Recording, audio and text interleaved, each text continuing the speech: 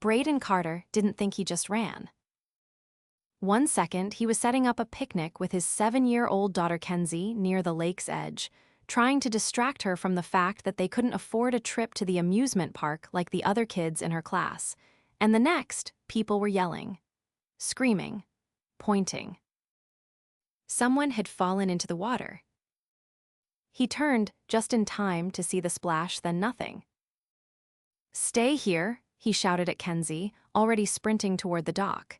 His boots hit the wooden planks hard, and without pausing, he dove in.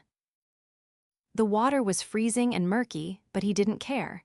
He kicked hard, eyes searching. Then he saw her dark hair fanned around her, a pale arm floating lifelessly. He grabbed her waist, pulled her up, broke the surface. By the time he dragged her onto the dock, a crowd had gathered. People stood around, filming on their phones, but no one helped. He laid her down, checking her pulse. Weak. "Call an ambulance," he barked at the closest person. "Now." She coughed, sputtering out water, and his chest loosened. Her eyes opened slowly, dazed, deep brown. She blinked at him, lips trembling. "You're okay," Brayden said, brushing wet hair from her forehead. "You're safe now." Her gaze locked on his. "You saved me." He nodded, trying to catch his breath. "Yes, well, you scared the hell out of me." "I didn't mean to fall. My dog," he ran off. "I wasn't watching." He looked around. "Someone grab her dog," he yelled, standing up just as the ambulance pulled in. Kenzie ran up to him then, eyes wide. "Daddy, is she gonna be okay?" Brayden scooped her up with one arm, his clothes dripping. "Yeah, baby, she's gonna be fine." The woman was already being helped onto a stretcher.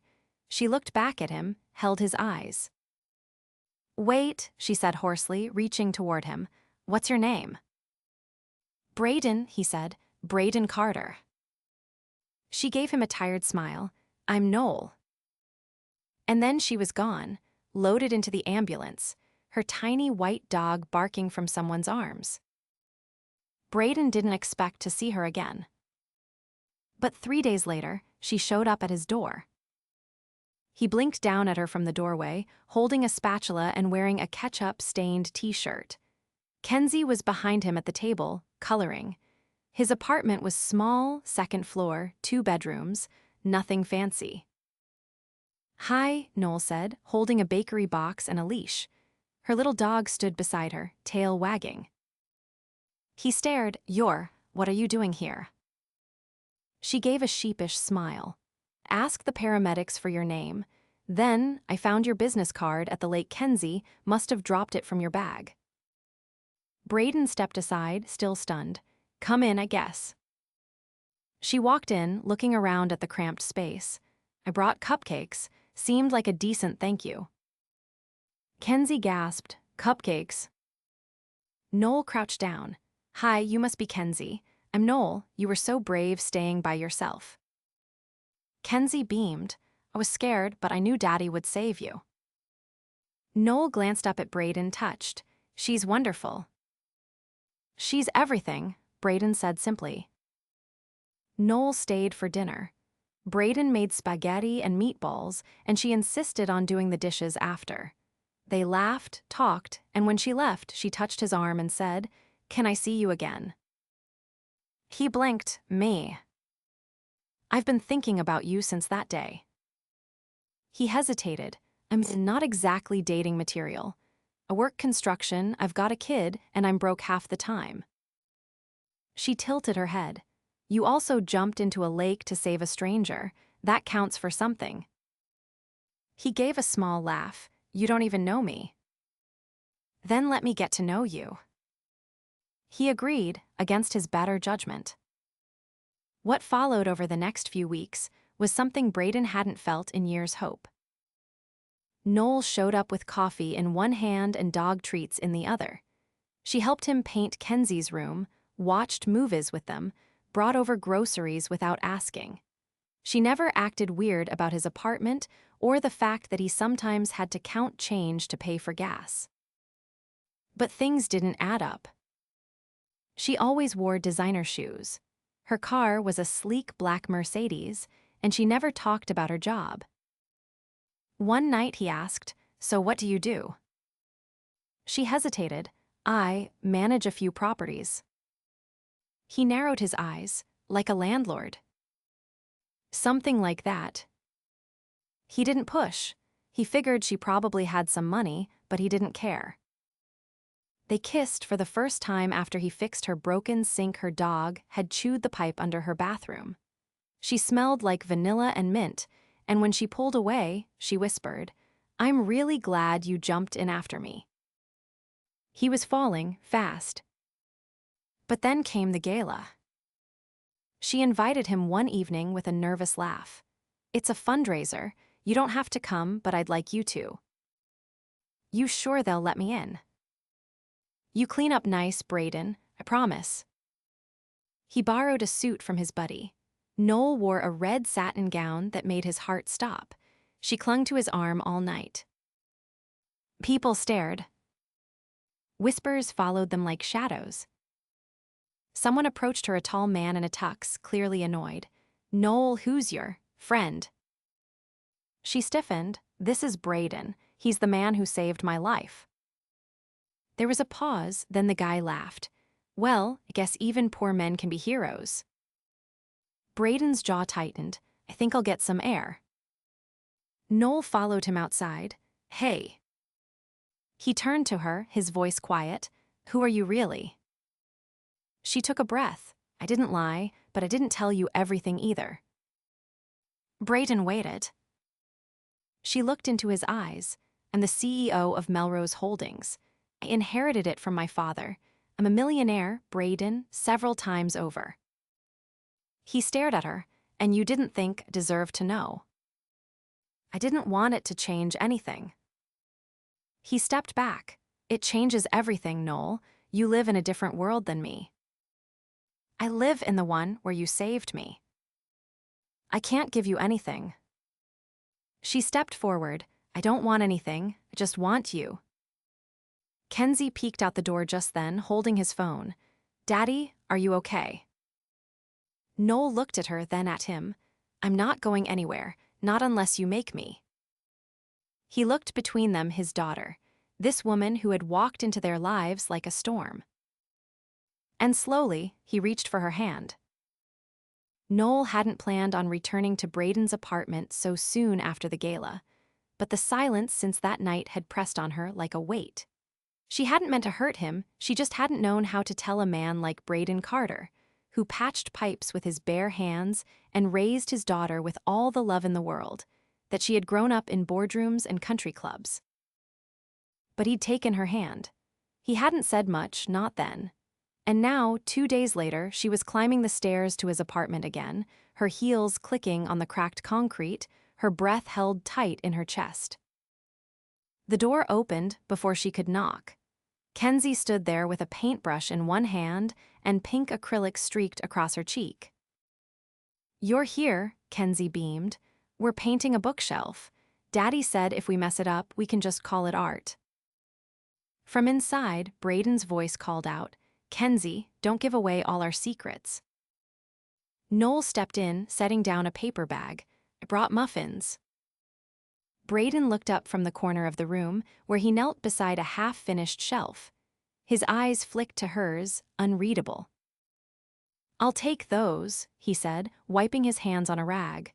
"We didn't exactly plan breakfast." Kenzie grabbed a muffin and disappeared into the bedroom with a dramatic whisper about finishing her masterpiece. Noelle watched her go before turning back to Brayden. "I didn't expect you to answer the door." "You came," he said simply, "so I figured I owed you that much." She walked closer, careful not to step on the scattered paint cans. "You didn't call." "I didn't know what to say, still don't." She crouched beside him, placing a hand on the edge of the shelf. "Then maybe let me say something first." He didn't look at her, but he didn't move away either. "I've never dated anyone who didn't know my last name before," she said quietly. "Not really, not without expectations, not without assumptions." "And now," he asked. I don't care what anyone expects. I care about what's real. And this, she gestured around the tiny, cluttered room, to the bookshelf, the girl in the next room, the man beside her. This feels more real than anything I've had in years. His jaw tightened, but he met her gaze. I don't know how to fit into your world. I never asked you to. People like me don't end up with people like you, Noel. Then maybe it's time someone did. There was a long beat of silence between them. Outside, a car honked. Inside, Kenzie sang faintly from her room, off-key and loud. Finally, Brayden stood. I've got a job in the city this week, some warehouse renovation. Long hours. Then I'll bring coffee. He blinked. You don't have to. I want to. Their eyes held. Something settled between them. Not comfort, not yet, but permission. A next step. She showed up the next morning at 7, 2 coffees in hand, wearing jeans and a navy windbreaker. Brayden didn't let on that it startled him, seeing her dressed like she could blend in, like she belonged on the cold concrete beside him. She stayed for an hour, asking questions about the building and the tools, her curiosity genuine. The foreman raised a brow. New apprentice. Brayden muttered, not exactly. But Noelle had already charmed half the crew by the time she left. That night she called, not to talk about her day, but to ask about his. Did the plumbing give you trouble? Some, Brayden admitted, but nothing I couldn't handle. You always say that. Because it's usually true. He could hear the smile in her voice. You're impossible. You're persistent, he replied. The next day, Noelle brought lunch. Not catered, not delivered. She made sandwiches and packed them in foil. Brayden opened his at noon and found a note scribbled on the napkin. You're still my favorite rescue story. He didn't mention it when she dropped by later, but he hadn't thrown it away either. By the end of the week, Kenzie had begun asking when Noelle would visit again before Brayden could even finish breakfast. She'd made space for her, without asking permission. Her drawings now included a tall woman with long hair and a tiny white dog. On Saturday, Noelle invited them both to the botanical gardens. Kenzie had never been. Brayden hesitated. You sure? That place isn't exactly cheap. I have passes, she said, then added, corporate sponsorship perks. He almost said no, but Kenzie's eyes lit up. So they went. It was warmer than expected, and the moment they stepped into the greenhouse, Kenzie gasped. It's like a jungle. Noelle took her hand. Want to see the butterfly room? Brayden followed a few steps behind, watching them walk ahead. Noelle knelt beside Kenzie at each exhibit, telling her stories about the plants, laughing when a butterfly landed on her shoulder. She didn't try to impress, she stayed present. Real. Afterward, they sat on a bench near the koi pond. Kenzie fed the fish while Brayden leaned beside Noelle. You're good with her, he said. I like her, she's got your stubborn streak. He gave a short laugh. That's supposed to be a compliment. Only if you want it to be. He glanced at her. The sun caught her profile sharp and soft all at once. Why me? He asked quietly. She didn't pretend to misunderstand. I've dated men who had private jets and stock portfolios, she said. None of them ever looked at me the way you do. He didn't answer, didn't need to. But the next morning, he found a small box on his doorstep. No note. Inside was a watch, sleek, classic, and clearly expensive. On the back, engraved in tiny script. Time gave me you. He stared at it for a long time before slipping it on. Later that day, as he prepared dinner, he glanced at Kenzie. What would you think, he asked slowly, if Noelle came over more often? Kenzie looked up from her kitchen set, like for always. Maybe I. She grinned, like a family. Brayden froze. Kenzie tilted her head. Can I call her Miss Noelle forever? He laughed, though his chest felt too tight. You can call her whatever you want. But even as he said it, something shifted in him. Feelings had crept into places he hadn't known were still open. And for the first time in years, Brayden Carter wondered if maybe, just maybe, he hadn't just saved someone that day. Maybe he'd been rescued too. Brayden stood frozen in the entryway of the penthouse, boots still damp from the rain outside. He hadn't planned to come here. He hadn't even known where here was until Noelle's driver handed him an address and a handwritten invitation 2 days earlier. The paper had smelled faintly of her perfume and read simply, "Come see my world." He hadn't accepted right away. But after a long night where sleep never came and Kenzie asked him why he kept staring out the window like he was waiting for something, he knew he had to go. Now, standing inside the towering glass-walled apartment that stared out over the skyline, Brayden felt like he'd stepped into a version of life that didn't belong to him. Stone floors gleamed. A grand piano sat untouched near the balcony. A fireplace crackled beneath a painting that looked like it probably cost more than his truck. And yet, Noelle was barefoot in jeans and an oversized sweater, her hair in a messy braid, holding a cup of tea. "I wasn't sure you'd come," she said softly, walking toward him. "I almost didn't," Brayden admitted, shaking the rain from his jacket. "Your doorman looked at me like I was delivering pizza." Her mouth curved, but not into a laugh. "I'm sorry, this place, it's not who I am, not all of me." He looked around slowly. "It's definitely a part of you." "I grew up here. My father bought this place when I was 8. He used to say the higher up we lived, the less noise we had to listen to." Brayden raised an eyebrow. "Sounds lonely." "It was," she said quietly, "but I got used to silence, until lately." She handed him a towel. "Kenzie okay?" "She's at my neighbor's, Mrs. Downs. She bakes cookies every time I ask for a favor, says it's her civic duty." Noelle smiled faintly, then walked to the window, her arms folded. "I wanted you to see this, not to show off, but because didn't want to keep hiding this part of my life." Brayden joined her at the glass. The city stretched in all directions, glittering and endless. He could see the river, the bridges, even the outline of the docks where he sometimes worked. "It's beautiful," he said. "But it's not real, is it?" she murmured. "Not like your world. Not like Kenzie's drawings on the fridge or the way you fix things without ever complaining." He turned toward her. "It's real, just not mine." She looked at him then, eyes full of something tender. "I don't want to live in a world where I have to choose between what's real and what I was born into. I want both, if you'll let me." Brayden didn't answer right away. Instead, he walked to the bookshelf near the fireplace. Every spine was pristine. Nothing dog-eared, nothing bent. He ran his hand across the titles until he stopped at an old copy of The Secret Garden.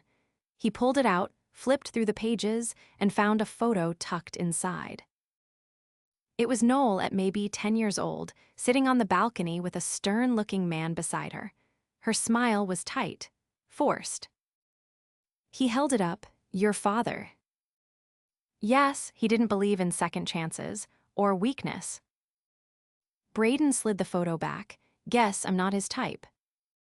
Noelle crossed the room and stood near him. "He's gone now. Heart failure 2 years ago. I think he would have hated you." Brayden gave a short laugh. "That's almost a compliment." She reached for his hand. "I don't care what he would have thought. I care about you, about Kenzie. I want to be part of your life, not just visit it when it's convenient." "I don't know how to fit here, Noelle. I walk in and I feel like I'm tracking in mud." "Then we'll lay down new floors," she said without hesitation. "Whatever we have to do, we do it together." He looked down at her hand in his. Her fingers were soft, but her grip was steady. "I'm scared," he admitted. "So am I," she whispered. but I'd rather be scared holding your hand than safe pretending this doesn't matter. Before he could answer, the elevator chimed. A woman stepped out tall, perfectly styled, with a clipboard and a Bluetooth in her ear. Noel, the board meeting's rescheduled to this Friday. Also, your lawyer called about the Hallbrook property. She stopped mid-sentence, blinking at Brayden. Noel's voice turned firm. This is Brayden Carter. He's with me. The woman's eyes flicked over his worn jeans and plaid shirt. Of course. Cancel everything for the rest of the evening. But you have. Cancel it. The assistant hesitated, then gave a curt nod and disappeared back into the elevator. Brayden exhaled. You didn't have to do that. Yes, I did. They stood in silence for a moment before Noel reached for a box on the side table and opened it. Inside was a small silver key. This is for you, she said, offering it. It's not to this place. It's to a workshop I bought in the neighborhood where you work. It's got space for tools, a back room you can turn into an office, and a little yard for Kenzie to sit and draw. He stared at her. No strings, she added. I just wanted to give you something that felt like yours. Brayden took the key slowly. Why? Because you gave me breath when I was drowning. Because you've given Kenzie safety. Because I'm falling in love with you and I want to build something that lasts. His throat tightened. I didn't come here expecting to hear that, he said gruffly. I didn't expect to feel it, she answered, but here we are. Brayden stepped forward, cupping her face with both hands. Then let's figure it out. Your world, mine, all of it. She nodded, tears glinting in her eyes. Together. He kissed her then, not rushed, not desperate, just full of quiet certainty. Outside, the city pulsed with light. Inside, two people stood in the middle of opposing worlds, choosing not to run from the divide, but to build a bridge across it. Brayden stood at the threshold of the newly renovated workshop, the key warm in his palm despite the crisp spring air. The building sat on the corner of a quiet street, tucked between a mom and pop bakery and a vintage guitar store. It didn't look like much from the outside faded brick, a steel door, a narrow alley that led to a small, fenced yard, but inside, it was everything he hadn't dared imagine for himself. He stepped in, the scent of fresh cedar and paint still lingering. High ceilings with exposed beams, skylights that bathed the room in golden light, and gleaming floors that hadn't known the weight of a single footprint until now. His tools were already lined against the wall, just the way he liked them. A sturdy workbench stood in the center, and beside it, a smaller table with a sketchpad and a jar of markers. Kenzie's table. He crouched beside it, flipping open the pad. On the first page, she'd drawn 3 stick figures holding hands. One had long hair and a tiny dog beside it.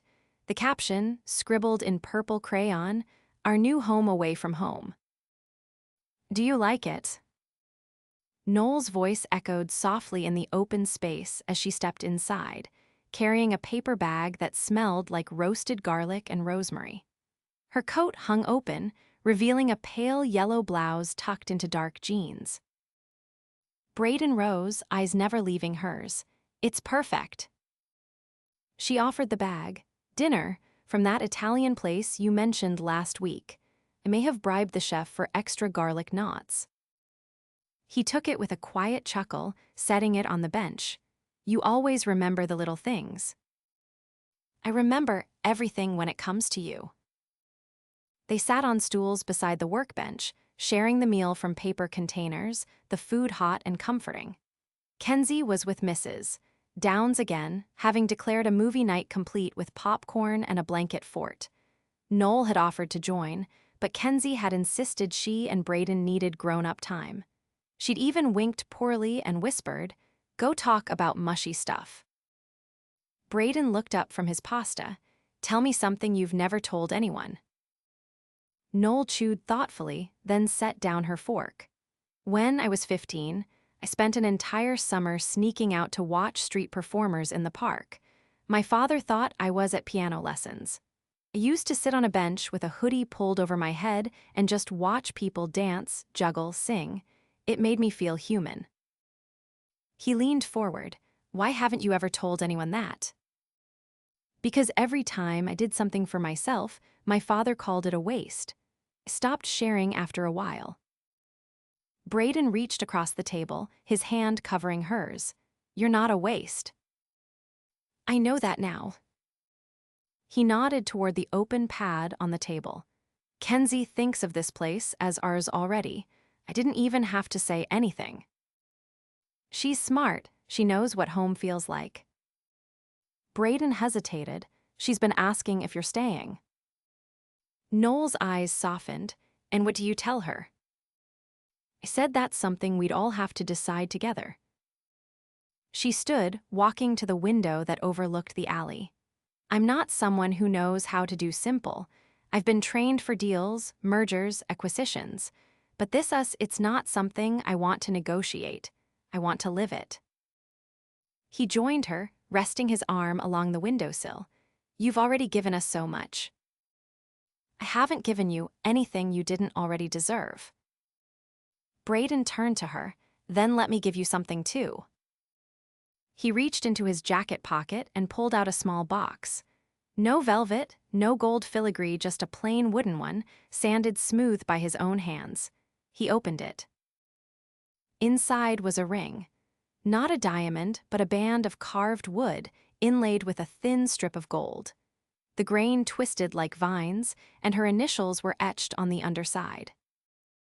For someone who doesn't do simple, he said, you made me want to try. Noel's breath hitched. Brayden. This isn't about money or making anything even. It's just me asking you to be part of our life, for real, all the way. She took the ring with trembling fingers. You made this. Every bit of it. The golds from an old watch my grandfather left me. The woods from the tree behind our building, the one Kenzie climbs every summer. Noel slid it onto her finger, blinking back tears. It fits. He grinned. Of course it does. She threw her arms around him, burying her face in his chest. Yes, yes to everything.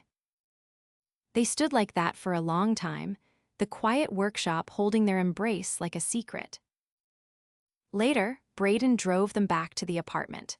Kenzie threw herself at Noel the moment they stepped inside, her eyes landing on the ring instantly.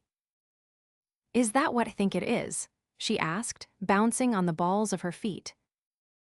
Noel knelt. It means I'm not going anywhere, not ever. Kenzie squealed and threw her arms around them both. Does this mean I can call you something special now? Noel tilted her head. Like what? Kenzie looked thoughtful. Not Mom, that's too fast, but maybe Nellie, it's like your name but just for us. Noel's eyes filled. I'd love that. That weekend, they gathered at the workshop for a small celebration, just them, Mrs. Downs, and a few neighbors who'd become family in their own way. Noel brought a cake shaped like a toolbox. Kenzie wore a crown made of paintbrushes. Brayden grilled hot dogs in the alley while music played from a speaker someone had set on the windowsill. It wasn't grand. It wasn't glamorous. But it was theirs. Later that night, after the dishes were washed and Kenzie was asleep under a quilt in the back room, they'd turned into a cozy nook. Brayden and Noel sat beneath the string lights in the yard, fingers laced. She leaned her head on his shoulder. You know, I used to think I had everything, and then I fell in a lake. He chuckled. Lucky for me you did. I still can't believe you jumped in like that. He kissed her temple. It was never a choice, it was just instinct. She looked up at him, eyes glowing. You saved me that day. No, he said, drawing her close. You were the one who saved me. And under the soft hum of lights and the stars above, they finally understood what it meant to find everything they never knew they needed in the most unexpected way possible. Together. The soft clatter of cutlery and the low hum of conversation filled the elegant rooftop garden as dusk painted the skyline in shades of rose and amber. Long tables draped in cream linen wound through lush greenery, fairy lights strung between pergolas casting a warm golden glow. A live quartet played in the background, their music drifting like silk through the air.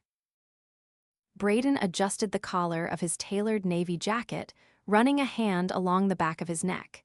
He stood near the edge of the rooftop, watching the city lights blink to life below. His reflection shimmered faintly in the glass railing, and for a moment, it was hard to recognize the man staring back. Noelle appeared beside him, her silhouette framed by the setting sun. The floor-length gown she wore, a deep bronze silk, shimmered with each step she took. Her hair was pinned back with delicate gold pins shaped like leaves, and around her neck hung a pendant he'd never seen before, small, simple, and engraved with a tiny B and K. He turned toward her, eyes lingering. "You sure you want to do this?" he asked quietly. "I'm not just sure," she replied, linking her fingers with his. "I'm ready." They turned together to face the guests. This wasn't a wedding. Not yet. Noelle had insisted she didn't want one until Kenzie had time to design the invitations herself, but it was a celebration. A coming together of two worlds. Friends from Brayden's construction crew mingled with Noelle's board members, and neighbors from their building shared tables with members of her foundation's advisory board. Kenzie stood at the center of it all, in a dress she'd picked herself a pale pink tulle number with embroidered stars. She held a note card in one hand and cleared her throat as she climbed onto a small platform. "Hi," she said, glancing around nervously. "I'm Kenzie, and today is about my family, which is kind of new and kind of old at the same time." A few laughs rippled through the crowd. "I used to think families had to look one way. But now I know they can look like a dad who builds things, a Nelly who makes really weird smoothies, and a dog that chews every shoe we own." Laughter again, louder this time. "But mostly, it means people who don't leave," she finished. "People who stay, even when it's hard." Brayden swallowed hard as Noelle pulled a tissue from her clutch and handed it to him without looking. Later, after the speeches and toasts, Brayden found himself alone with her again near a trellis of climbing roses. The party was still going, but she'd tugged him away with a look. "I have something for you," she said, opening a narrow velvet box. Inside was a custom-made level tool, sleek and polished with a small inscription on the handle. He read it aloud, "Built from love." "I figured it was time you had something you didn't have to borrow." Brayden pulled her close. "You keep doing that." "Doing what?" "Giving me things I didn't even know I needed." She kissed him then, slow and certain, the sound of the city far below them fading into nothing. Months later, the workshop's storefront windows gleamed with new signage. Carter & Co., Restoration, below it in smaller lettering, ESD with heart. Inside, Brayden knelt beside Kenzie as she painted a mural on the far wall, her own request for the business. The image was of a tree with deep roots and a house nestled among the branches. Noelle watched from her office in the corner, the walls lined with blueprints and community grant proposals. She'd stepped back from the boardroom and poured her energy into local development projects, with Carter & Co. as her pilot partner. Their days weren't always perfect. Some mornings started with spilled cereal and missing shoes. Some nights ended with zoning paperwork and exhausted sighs, but it was real. It was theirs. On a quiet Saturday afternoon, Brayden stood on the back deck of the apartment as Noelle joined him, a mug of tea in her hand. Kenzie's laughter echoed from inside as she tried to teach their dog a new trick. Brayden nodded toward the horizon. "You ever miss it?" "The penthouse," she asked. "Sometimes, mostly the view." "You've got a pretty good one here." She leaned against him, resting her head on his shoulder. "Better than good." He slipped an arm around her waist. You sure you're not bored yet? I mean, I'm not exactly flying you to Paris for brunch. She looked up at him, eyes shining. Brayden, I never wanted Paris. I wanted this. A man who listens. A kid who calls me Nellie. A life where I can breathe. He pressed a kiss to her forehead.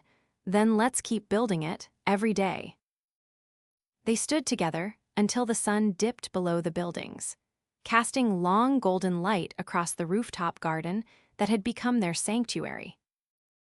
And inside, their daughter sketched out her next mural 3 figures again, this time beneath a house with open doors and a sign that read, Home.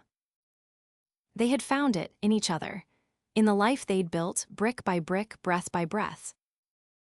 And they stayed, always.